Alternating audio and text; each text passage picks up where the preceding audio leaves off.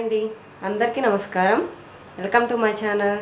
ఈరోజు one of the easiest lunch recipe అయిన coriander rice ఎలా తయారు చేద్దామో చూద్దాం. ముందుగా ఒక మిక్సీ జార్ తీసుకొని దీంట్లో ఒక చెక్క, 4 మొగ్గ అండ్ ఆనియన్స్, నేను 2 ఆనియన్స్ యూజ్ చేస్తున్నాను అండి. దీన్ని స్లైసెస్గా కట్ చేసుకొని వేస్తున్నాను.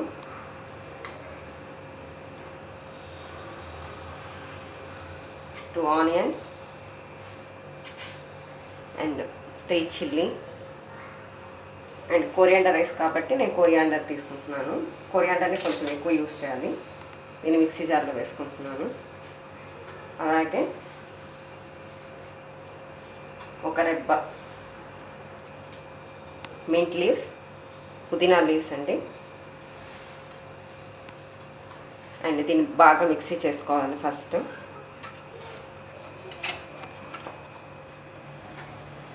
మిక్సీకి వేసుకున్న తర్వాత పొయ్యి మీద బాండలు పెట్టి దీంట్లో నేను 1 tablespoon oil, 2 tablespoons ghee add చేస్తున్నానండి. ఇప్పుడు దీంట్లో మనం ఆనియన్స్ కట్ చేసి పెట్టుకున్నాయి, ఒక 1 ఆనియన్ మళ్ళీ విడిగా కట్ చేసి పెట్టుకోవాలి. కొంచెం సన్నగా తరుముకోవాలి. ఆనియన్స్ మరీ గోల్డెన్ రంగు వచ్చే వరకు వేయించవలేదండి, కొంచెం దూరగా వేయించుకుంటే చాలు. దీంట్లో 1/4 స్పూన్ పసుపు యాడ్ చేస్తున్నాను. ఉప్పు రుచికి సరిపడంత.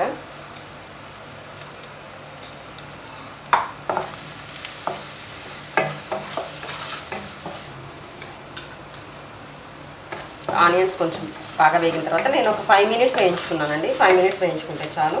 దీంట్లో 1 స్పూన్ అల్లం వెల్లుల్లి పేస్ట్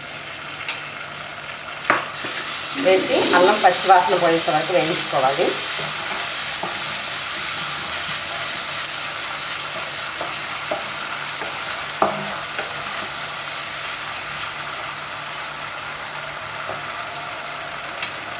అల్లం పచ్చి వాసన పోయిన తర్వాత మనం ఇందాక గ్రైండ్ చేసి పెట్టుకున్నటువంటి కొరియాండర్ పేస్ట్ని దీంట్లో యాడ్ చేయాలి.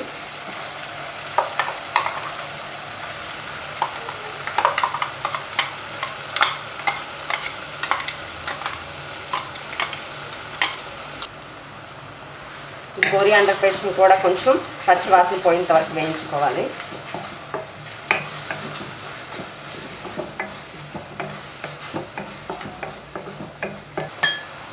దీంట్లో నేను ఫ్రోజన్ బఠానీ యూజ్ చేస్తున్నానండి. మీరు నార్మల్ బఠానీ ఉన్నా, ఒక నార్మల్ బఠానీ కానీ ఉంటే మీరు ఒక 1 అవర్ నానబెట్టి యూజ్ చేసుకోవాలి. ఇది ఫ్రోజన్ బఠానీ కాబట్టి దీన్ని నానబెట్టాల్సిన అవసరం లేదు. నేను ఫ్రోజన్ బఠానీ యూజ్ చేస్తున్నాను. అండ్ కొన్ని పన్నీరు క్యూబ్స్,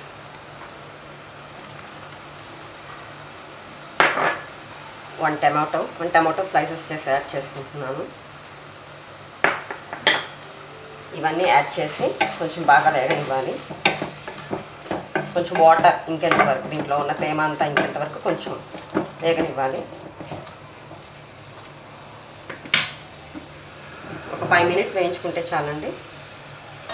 దీంట్లో నేను ముందుగా కుక్ చేసి పెట్టుకున్నానండి ఒక 2 కప్స్ రైస్, అవి ఇప్పుడు యాడ్ చేసుకోవాలి. రైస్ బాగా చల్లారిన తర్వాత, కొంచెం బాగా చల్లారిన తర్వాత వేసుకుంటే మీకు కొంచెం పొడి పొడిగా వస్తుందండి.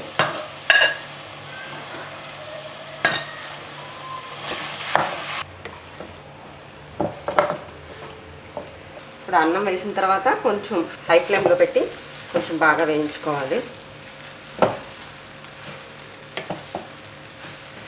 బాగా కలిసేలాగా ఒకసారి కలబెట్టుకోవాలి. అంతే, ఇప్పుడు మనకి ఎంతో ఇష్టమైన కొరియాండర్ రైస్ తయారైపోయింది. దీన్ని ఇప్పుడు ప్లేట్లోకి సర్వ్ చేసుకుందాం. ఈ కొరియాండర్ రైస్ని మనం రైతాతో కలుపుకొని తింటే చాలా బాగుంటుందండి. విడిగా అయినా కూడా చాలా టేస్టీగా ఉంటుంది. మీరందరూ ఒక ట్రై చేసి ఎలా వచ్చిందో నాకు కమెంట్ రూపంలో తెలియచేయండి. మీకు కానీ ఇది నచ్చినట్లయితే please subscribe my channel. Thanks for watching.